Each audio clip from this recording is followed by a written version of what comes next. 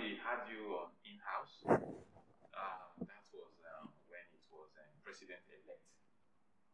But today he is the president of the Federal Republic of Nigeria. Oh wow! Okay. And we believe that the ball is up and running presently. Yes. A lot of people are beginning to talk, but the ground is still trying to be leveled. If you look at the state of the nation today, sir, what would you have to say with this very administration just coming in? I want to say that we are very happy. I'm very happy. I'm upbeat. Even if one is skeptical before, I can see the man with a lot of energy, with a lot of innovative ideas, with breaking news on certain decisions, pragmatic decisions that could move the country forward. Those decisions are not common among politicians. Buhari spent 8 years. We are going back and forth on subsidy removal because they are more concerned about their re-election without major concern on the people. What Tinubu has done in immediately removing the subsidy is not common.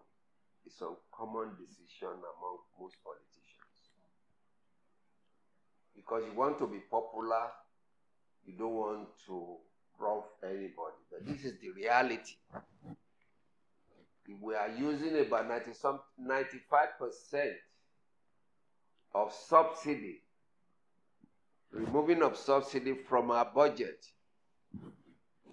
you know we are not going anywhere. It's a reality that has been said by the World Bank, that has been said by Otunba, the DG World Trade Center, that has been said by Akinwumi Adesina, the president of the African Development Bank, that a decision has to be made. We cannot go on like that. When we create a budget, no budget, everything go on servicing of perishable items, consumable items. Which country does that? But going forward, which the president had already alluded to,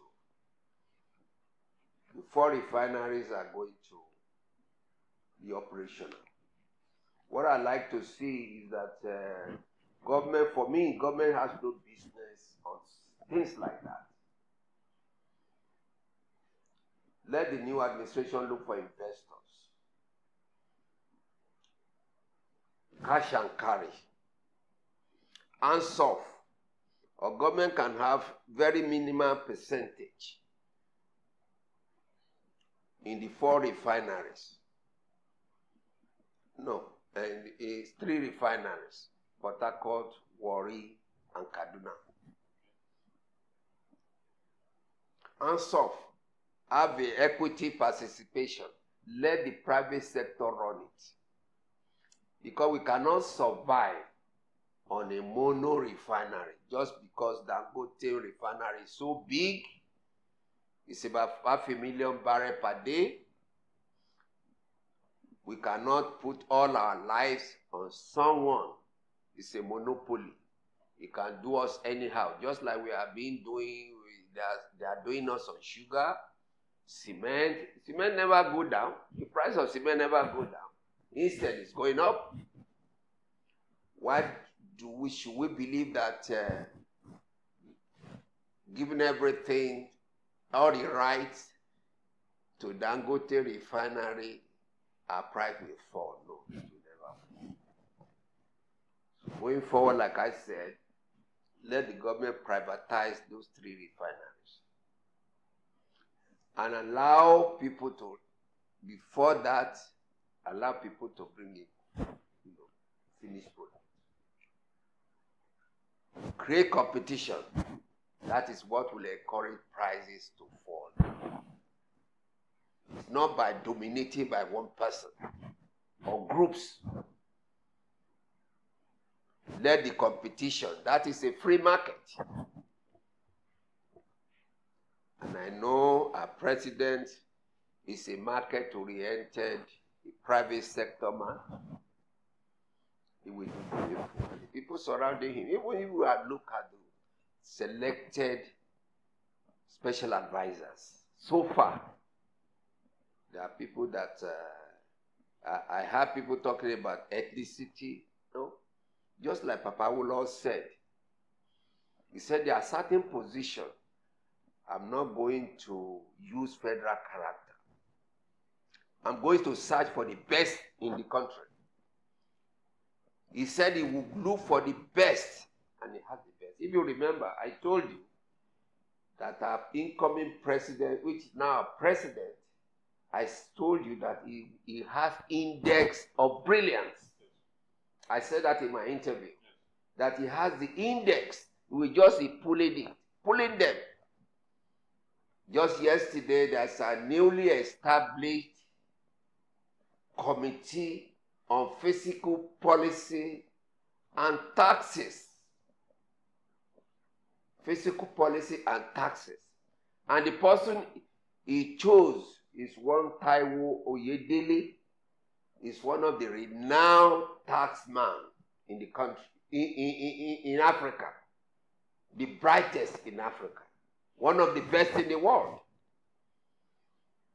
I can't joke with that because our problem is economy. I cannot joke with mediocres. I cannot joke with anybody that's going to come and start trying. Somebody who knows his onion, who knows about Africa, who knows about the country, who knows about the index. And our problem as a private sector myself, as a middle class myself, over taxation is killing business. There's a need for that tax policy and harmonization of different tax, duplication. There's a need for harmonization of all taxes. And that is what that committee is all about. There are more than 100 different taxations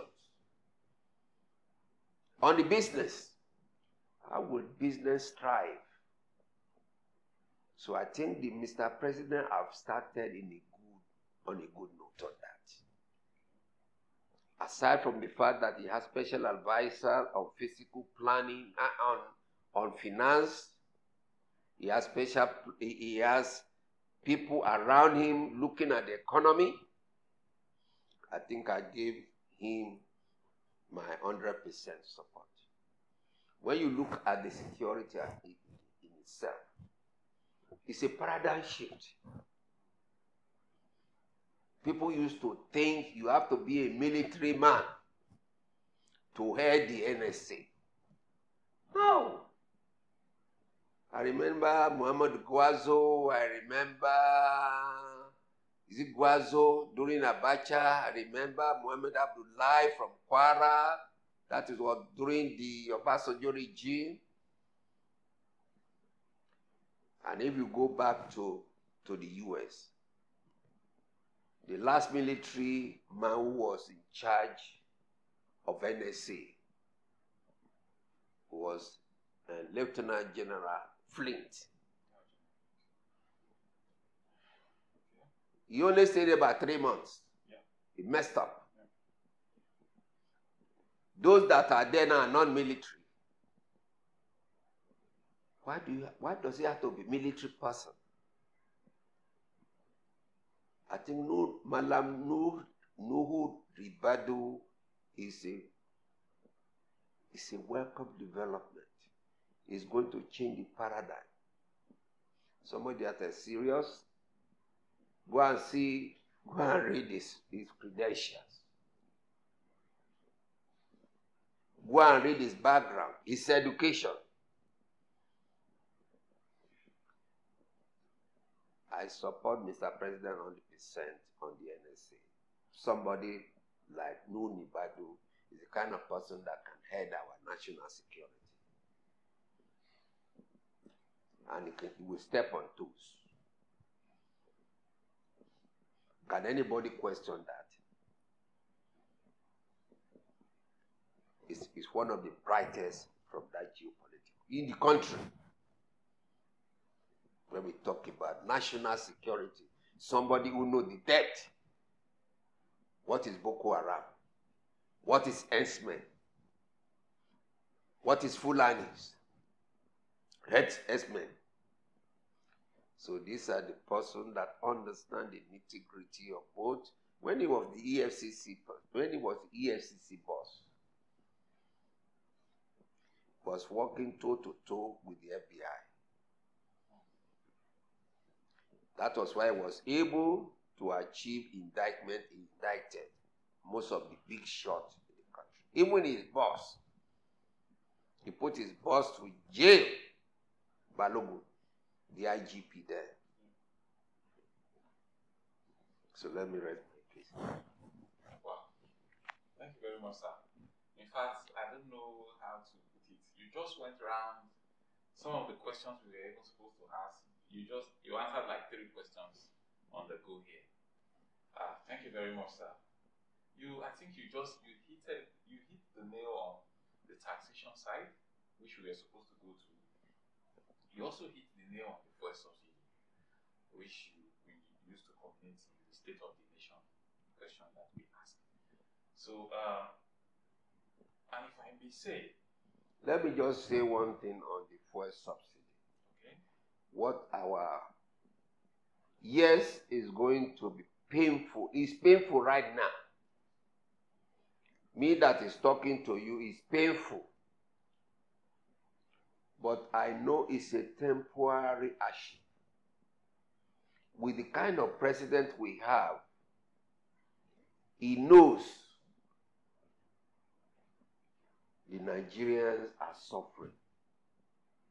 And it's not going to use the politician as barometer to measure the standard,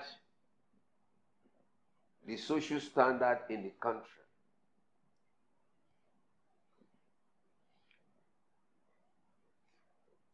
Therefore, there are already pronouncement on series of palliative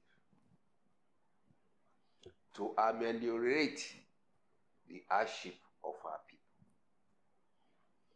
as a result of subsidy removal. What is the alternative? To leave the subsidy and to be using our 90% of our budget to service the subsidy? Now, the product consumption is now down to 16.5 million liters. From 60-something million liters. Some people are smiling to the bank. Our neighbors are smiling. They are getting cheap petrol, cheap diesel, our neighboring countries. So I'm happy when Mr. President said, we are not going to babysit our neighbors. We are not going to be spoon feed our neighbors. If our neighbor wants to do business with us, they'd rather do business legitimately. We are ready. It's not saying that it's not going to do business with them. Then let us do it not through smuggling.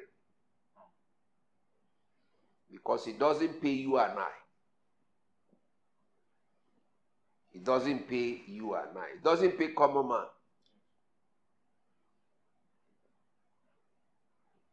This is the reason why I said we have not even clocked 90 days. We have seen this kind of progress. By the time he releases the list of ministers, that's another shocker to the country. Because it's going to put the round peg in the round hole. People who have served whom he knows. Just like Shifobabeme Awolowo.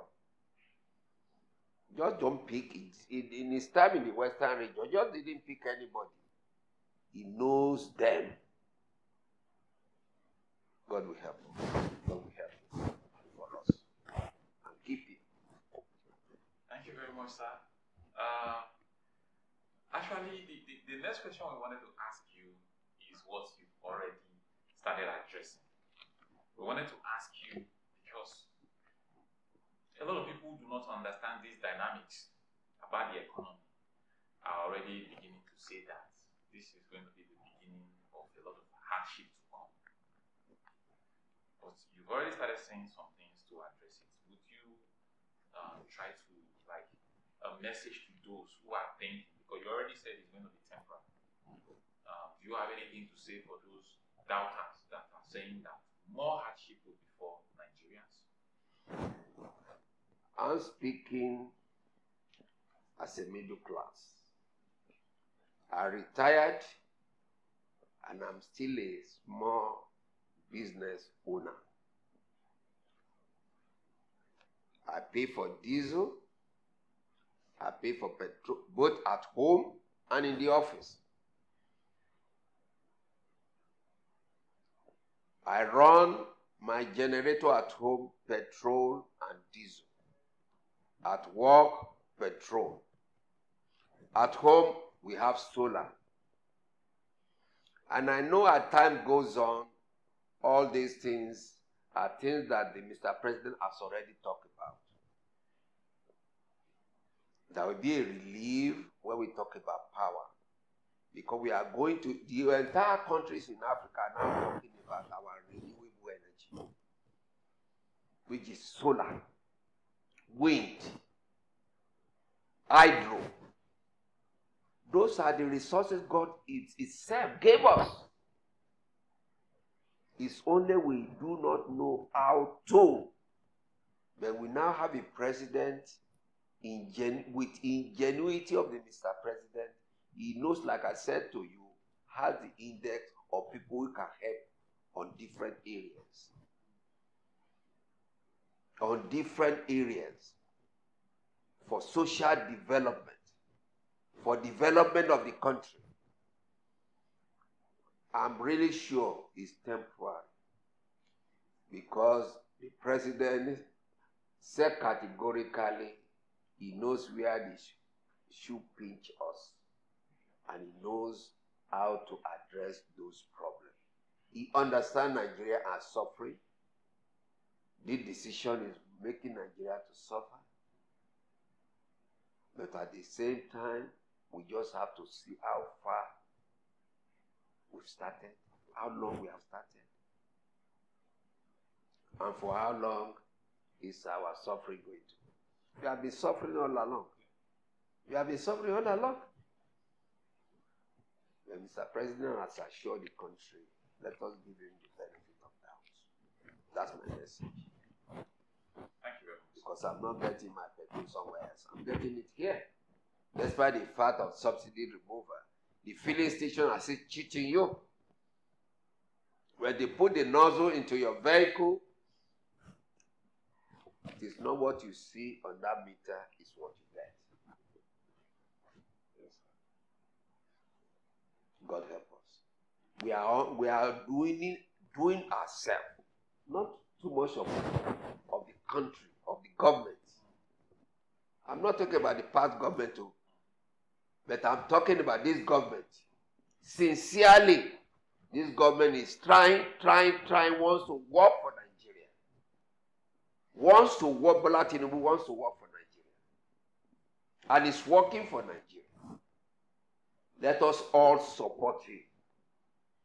Don't let us pray, go, corner things that is supposed to alleviate our suffering. If I want to buy 10,000 worth of diesel or petrol, sell it to me. You should change me with another 2,000 off from that 10,000. That is what is going on. It is ourselves. Maybe government needs to have an institution that will be monitoring this, that will help us with all these shallant, dubious traders. There are a lot of dubious filling stations in the country. They have already adulterated everything. The machine, the pumping, the nozzle. What you see on that meter is not what is in your tank. Can we say is Mr. President that's doing that?